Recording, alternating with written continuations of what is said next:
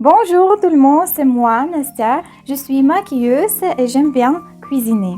Aujourd'hui, je vais partager avec vous une recette que j'aime beaucoup. La recette de pâtes à la carbonara, mais attention, sans porc. Pourquoi j'ai décidé de faire ça?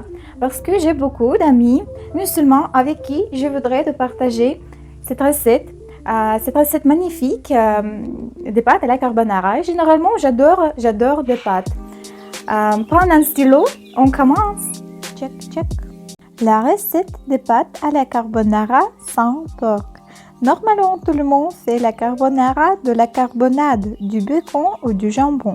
On ne va pas le faire, on fera la carbonara musulman.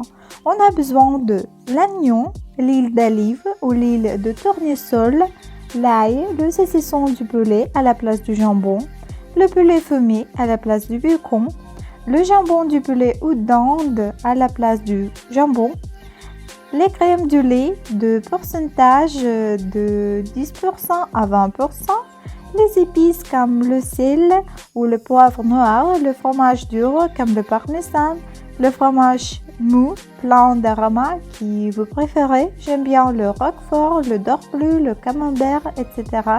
Aujourd'hui, je vais faire les pâtes avec le dorbleu. En addition, s'il vous plaît, pas forcément le bouillon, la sauce de soya, le miel, les noix de cédar ou d'anarcadie, l'œuf, un jaune d'œuf pour la portion, la verdure, s'il vous plaît. On commence avec la sauce. On a déjà coupé tous les ingrédients en cubes et en petits carrés. L'oignon au cube environ 1 cm, les produits de la viande au carré de 1,5 cm en 2 cm. On a déjà porté le pain sur le feu fort. Dans la minute, on prenait l'huile et les jetait dans le pain, puis les coupes d'oignons. N'oubliez pas de les mélanger de temps en temps. Quand l'oignon devient un peu doré, c'est un bon moment d'ajouter du poulet fumé ou du jambon du poulet ou dinde. J'achetais seulement celle du poulet sans le poulet fumé. Qu'on a déjà coupé, quand la masse devient brunée, en russe on dit plutôt rouget, mais il n'y a pas ni de couleur rouge ni de rouget, il n'y a pas de logique dans la langue russe. La masse devient brunée et on ajoute la sauce de soya et une cuillère à thé du miel. C'est pas forcément, mais j'aime bien le faire parfois pour avoir le goût complexe et intéressant. Puis on va presser l'ail par la lame de couteau et on l'ajoute dans la masse. On mélange, on mélange. J'aime bien cette odeur, c'est très appétissant. Dans une minute, on minimise le feu et puis on ajoute des crèmes du lait et on attend 6 ou 7 minutes. En ce moment, l'eau est tellement chaude pour bouillir les pâtes et on commence de les bouillir. N'oubliez pas de marquer le temps et suivre les instructions dans l'étiquette. Les pâtes doivent être al dente. Généralement, je préfère plus le bouillon que l'eau pour bouillir les pâtes. À mon opinion, ça enrichit le goût des pâtes. 6 ou 7 minutes ont passé. On revient à la sauce. Dans la sauce, on ajoute un peu de poivre noir et le sel.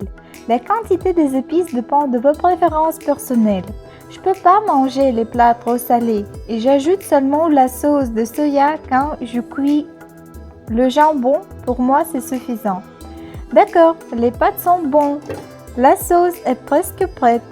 Maintenant, on ajoute un peu de dorbleu et un temps pour les mélanger avec la masse. Quand tout est fait, on porte le plat et le sert à table. Les pâtes, la sauce, le fromage dur déjà émietté au top. En eau de plat, on peut porter quelques noix aussi émietées et grillées dans le pain sans l'huile. Les noix, ce sont d'anarcadie ou des cédars qui sont très faciles à trouver dans mon pays, la Russie. Enfin, on divise l'œuf dans les deux parts et ajoute le jaune d'œuf au top de notre plat.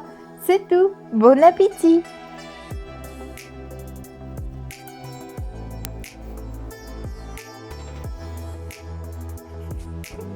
Et quoi? Tout à fait.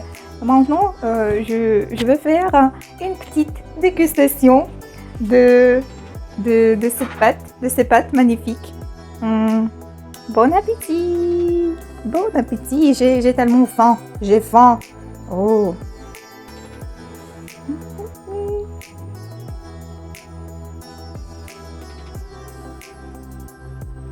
Mmh. Mmh. C'est bon. C'est cool. À bientôt.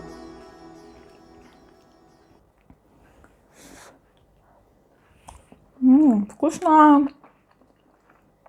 Пипец.